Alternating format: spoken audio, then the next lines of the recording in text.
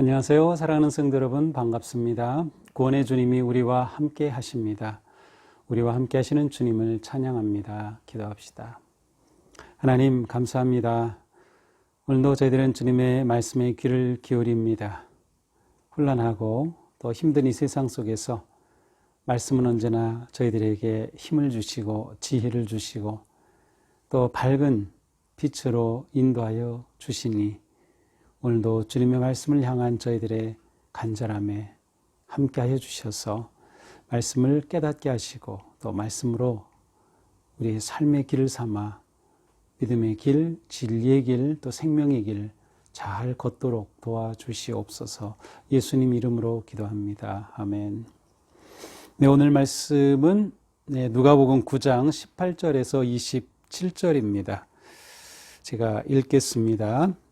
예수께서 따로 기도하실 때에 제자들이 주와 함께 있더니 물어 이르시되 무리가 나를 누구라고 하느냐. 대답하여 이르시되 세례 요한이라 하고 더러는 엘리야라, 더러는 옛 선지자 중에 한 사람이 살아났다 하나이다. 예수께서 이르시되 너희는 나를 누구라 하느냐. 베드로가 대답하여 이르되 하나님의 그리스도시니이다 하니 경고하사 이 말을 아무에게도 이르지 말라 명하시고 이르시되 인자가 많은 고난을 받고 장로들과 대제사장들과 서기관들에게 버림받아 죽임을 당하고 제3일에 살아나야 하리라 하시고 또 무리에게 이르시되 아무든지 나를 따라오려거든 자기를 부인하고 날마다 제 십자가를 지고 나를 따를 것이니라. 누구든지 제 목숨을 구원하고자 하면 잃을 것이요 누구든지 나를 위하여 제 목숨을 잃으면 구원하리라. 사람이 만일 온 천하를 얻고도 자기를 잃든지 빼앗기든지 하면 무엇이 유익하리요? 누구든지 나와 내 말을 부끄러워하면 인자도 자기와 아버지와 거룩한 천사들의 영광으로 올 때에 그 사람을 부끄러워하리라. 내가 참으로 너희에게 이르노니 여기 서 있는 사람 중에 죽기 전에 하나님의 나라를 볼 자들도 있느니라. 아멘. 자, 오늘 말씀은 우리가 잘 아는 그런 말씀이죠. 베드로가 주는 그리스도시라고 고백한 정말 굉장히 핵심적인 그런 고백이 있었던 그 사건을 기록하고 있습니다. 자, 오늘 본문 이렇게 시작됩니다. 예수께서 따로 기도하실 때에 따로 홀로 예수님은 이렇게 홀로 기도하는 시간을 가지셨습니다. 특별히 누가복음에서 예수님이 기도하신다 이런 표현이 나오면 뭔가 중요한 일이 있겠구나 그렇게 충분히 예상해도 되고요. 또 정말로 그렇습니다. 누가복음을 보면 예수님이 기도하실 때는 그냥 물론 평소에도 기도하셨지만 누가복음에서 기도하셨다라고 기록한 그 순간들은 예수님의 복음 사역에서 아주 중요한 시점이었습니다. 맨 처음은 예수님이 세례를 받으시고 기도하셨어요. 세례를 받으시고 기도하시고 이제 성령에게 이끌려서 시험을 받으시는 그 길로 가시죠. 예수님의 기도하심, 바로 그 중요한 시점이 세례 받으시는 시점이었어요. 뿐만 아니라 예수님은 우리가 앞에서 보았지만 12제자를 부르실 때에 기도하셨어요. 제자를 세우는 게 얼마나 중요한 일입니까? 예수님은 기도하시면서 제자를 세우신 것이죠. 그리고 세 번째로 바로 오늘 본문입니다. 예수님이 기도하셔요. 그런데 누가복음에서 처음으로 예수님은 그리스도시라고 고백되는 거예요. 물론 천사나 사탄이 예수를 그리스도로 알아본 적은 있지만 이렇게 예수님이 그리스도라고 고백되는 것은 오늘 본문이 처음이에요. 아주 중요한 고백이죠. 그래서 바로 오늘 본문에서도 예수님이 따로 기도하실 때였습니다. 그 다음에는 바로 우리가 내일 보게 될 본문인데요. 예수님이 변화산에 올라가셔서 이렇게 변모된 사건이죠. 정말 엄청난 사건인데 이때도 역시 기도하셨다는 표현이 나옵니다. 그 다음에는 예수님이 십자가에 처형당하시러 가는 그 길에 감람산에서 그리고 십자가에서 처형당하실 때 아버지여 하면서 마지막 기도를 드리셨어요. 자, 그러니까 예수님이 기도하셨다는 것은 정말 중요한 본문이구나. 그리고 예수님은 정말 중요한 때마다 기도하셨다는 것을 우리가 알 수 있어요. 기도하시는데 제자들이 또 예수님께 왔어요. 그때 예수님이 그들에게 묻습니다. 무리가 나를 누구라고 하느냐? 사람들이 나를 누구라고 하지? 이것은 예수님이 몰라서 물으시거나 궁금해서 물으신 것이 아니라 무엇인가 지금 제자들에게 중요한 것을 제시하시기 위해서 이제 이야기를 시작하시는 그런 것이었어요. 사람들이 나를 누구라고 하지? 그러자 제자들이 말합니다. 어떤 사람은 세례 요한이 다시 살아났다고 하고, 어떤 사람은 엘리야라고 하고, 어떤 사람은 선지자라고 합니다. 이거 어디서 본 것 같지 않나요? 그러세요. 맞아요. 바로 우리가 바로 위에 8절에서, 오늘 우리가 18절부터 보는데요. 8절에서 이 헤롯 왕이, 분봉왕이 예수님에 관한 이야기를 들었을 때 똑같은 표현이 나와요. 엘리야가 나타났다고도 하고, 옛 선지자 한 사람이라고도 하고, 또 자기가 죽인 세례 요한이 되살아났다고도 하는 그런 똑같은 표현이죠. 자, 이것은 그 당시 사람들이 예수님에 대해서 이렇게 여러 가지로 생각하고 있음을 보여주죠. 그러나 이것이 초점이 아니에요. 예수님이 물으십니다. 너희는 나를 누구라 하느냐? 너희는 나를 누구라 하느냐? 이 질문은 오늘 우리에게도 강력하게 던지시는 질문입니다. 우리는 예수님을 누구라고 고백하죠? 누구라고 믿고 있죠? 누구임을 믿고 따르고 있죠? 정말 중요한 문제죠. 나를 누구라 하느냐? 그때 베드로가 대답합니다. 하나님의 그리스도시니이다. 베드로가 대답했다는 것은 베드로 개인이 대답했다는 말도 되고요. 베드로는 언제나 제자들을 대표했어요. 그래서 제자들을 대표해서 곧 제자들이 가지고 있는 믿음으로 대표해서 고백했다고 봐도 괜찮습니다. 자, 베드로는 하나님의 그리스도시니다. 마태복음에서는 주는 그리스도시요 살아계신 하나님의 아들이시니다. 이렇게 고백을 했죠. 근데 오늘 누가복음에서는 하나님의 아들, 하나님의 그리스도시니다. 자, 하나님의 그리스도라는 것은 하나님께서 약속하신 대로 보내신 그리스도, 하나님께서 세우신 그리스도, 또 하나님의 뜻을 이루시는 그리스도, 하나님께서 하나님의 백성들에게 응답으로 보내주신 그리스도, 이러한 여러 의미들이 담겨져 있습니다. 하나님의 뜻을 이루시기 위해 오신 그리스도, 그분이 바로 예수님이시다라는 고백이죠. 자, 그런데 베드로의 이 답은 정답이었어요. 맞아요. 예수님은 하나님의 그리스도시예요. 그런데 예수님이 다음 놀라운 말씀을 하셔요. 경고하사, 아주 경고하시면서 이 말을 아무에게도 이르지 말라라고 대답하셔요. 이 말을 아무에게도 이르지 말라. 그리고 나서 곧장 하시는 말씀이 인자가 많은 고난을 받고 장로들과 대제사장들과 서기관들에게 버림받아 죽임을 당하고 3일에 살아나야 할 것이다. 자, 예수님은 왜 그리스도이심을 말하지 말라고 함구령을 내리셨을까요? 특별히 함구령은 복음서에서 우리가 굉장히 유익 있게 보아야 합니다. 예수님이 그리스도이신 것이 드러나야 될 텐데 아니에요. 예수님은 그것을 지금 드러내지 말라고 하셔요. 내가 그리스도인 거 말하면 안 돼. 하나님의 그리스도라는 것을 말하면 안 돼. 아무에게도 말하지 마. 라고 입단속을 하시는 거죠. 자, 그 이유는 무엇일까요? 자, 그리스도라는 첫 고백이에요. 누가복음에서 그리스도라는 첫 고백이 나오자마자 예수님이 이렇게 함구령을 내리시는 것은 그 당시에 그리스도 메시아에 대한 이해는 무엇입니까? 정치적 메시아, 종교적 메시아, 경제적 메시아, 이러한 메시아였습니다. 나라를 로마 제국으로부터 해방시킬 그러한 메시아를 그들은 기대하고 있었죠.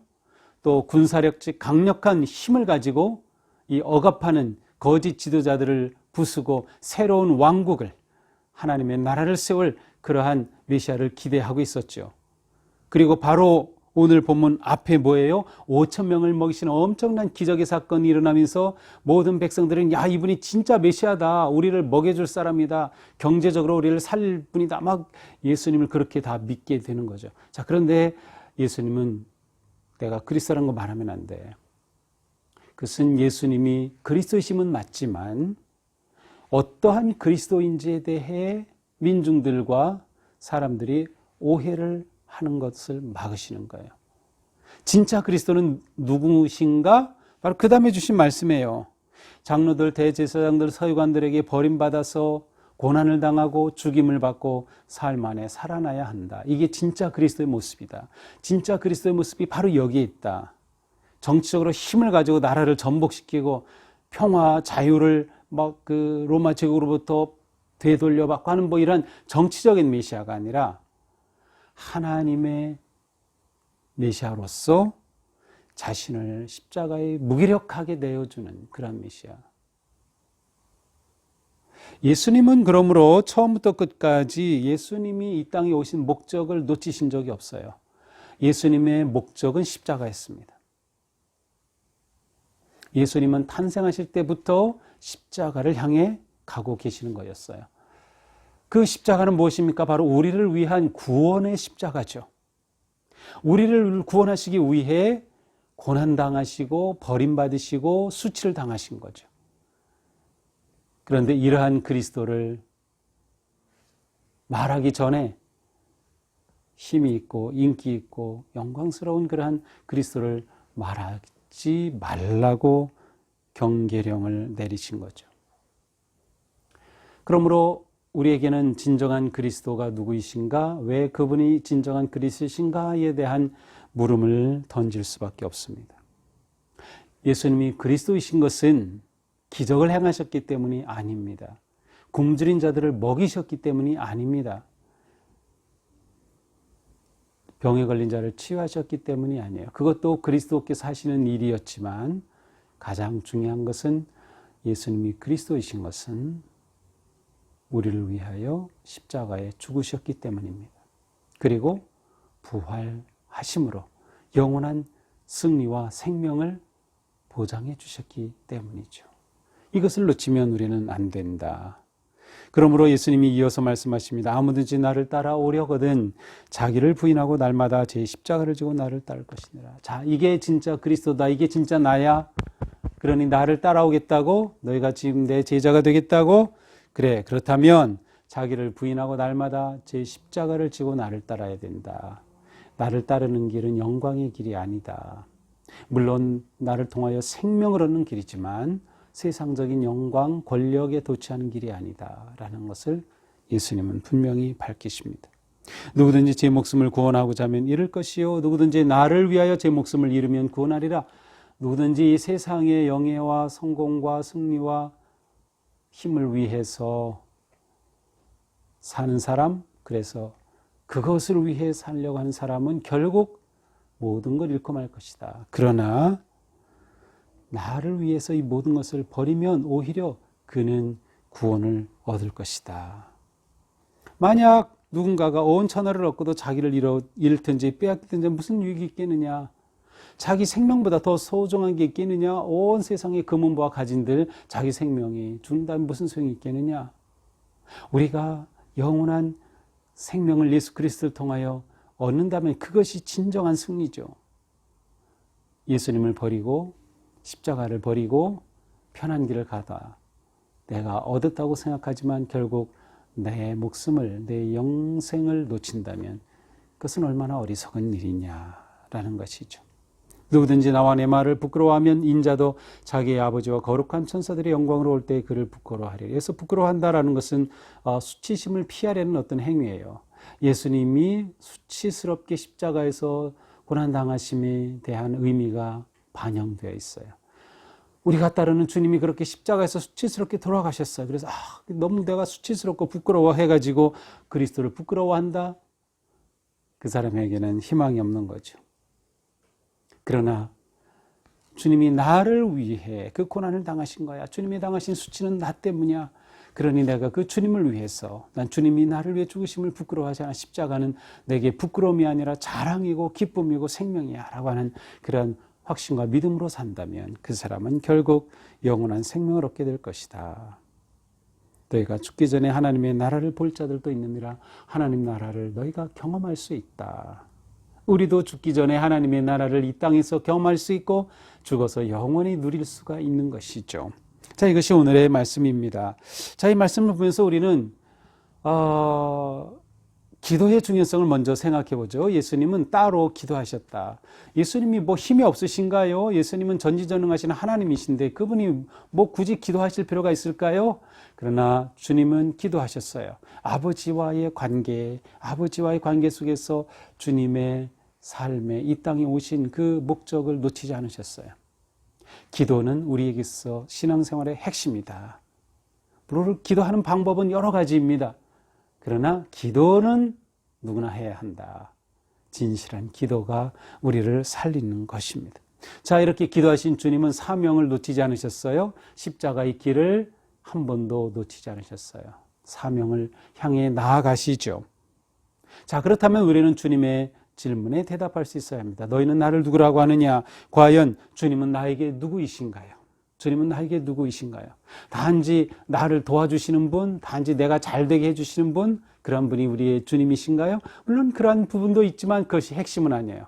본질은 나를 위해 십자가에 죽으심으로 나를 사랑하시고 구원하시고 영원한 생명을 주신 구세주가 되신다는 것, 그리스도이시라는 것, 그것이 우리에게는 가장 중요하죠. 그러니까 우리는 그리스도가 내게 누구신가 이 질문을 놓치면 안 돼요. 언제나 주님이 나에게 누구이신지. 자, 그렇다면 그러한 주님을 따르는 나는 어떻게 살아야 할까요? 자기를 부인하고 십자가를 지는 삶. 자기를 부인한다는 것은 온전히 주님만 인정한다는 뜻이에요. 주님만 의지한다는 뜻이에요. 주님만 예배한다는 뜻이에요. 그것이 주님을 따르는 제자의 참 모습입니다. 오직 주님의 뜻에 순종하는 것이죠. 자, 주님의 뜻에 순종하려면 피할 수 없는 게 뭐예요? 제 십자가를 지는 일은 피할 수 없어요. 십자가를 지는 일은 주님께 온전히 순종하는 자기 부인의 삶을 위해 필요한 것이다. 피할 수 없는 것이다. 그러므로 우리는 십자가를 두려워하지 말고 십자가를 넉넉히 질 수 있는 용기와 믿음과 능력을 구해야 하는 것입니다. 우리의 삶이 이렇게 목숨을 또한 십자가를 두려워하지 않고 온전히 주님을 위해 자기를 부인하며 십자가를 지며 나아갈 수 있다면 우리는 주님과 함께 그 영광스러움을 누리게 될 것입니다. 하나님 나라를 볼 자가 있느니라. 바로 그러한 사람은 하나님의 나라를 보게 될 것입니다. 우리가 이렇게 주님을 온전히 의지하고 신뢰하며 자기를 부인하고 십자가를 지기 위해서 버려야 할 것이 무엇인가요? 다 있죠. 누구에게나 버려야 할 것이 있을까요? 오늘 그것을 주님 앞에 과감하게 결단하면서 제가 십자가만을 바라보고 십자가를 지는 삶을 걷겠습니다.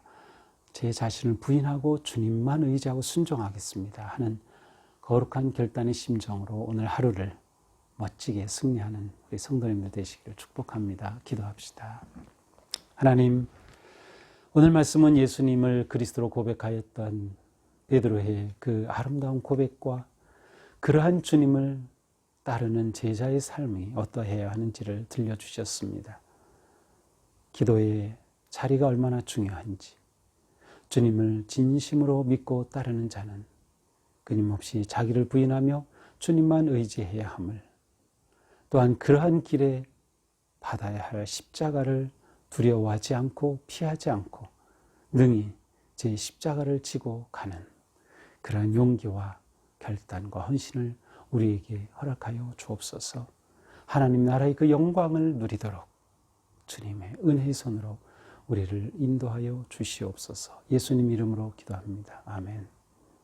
네, 오늘도 주님의 은혜와 사랑 안에서 복된 제자의 삶 되기를 축복합니다. 사랑합니다.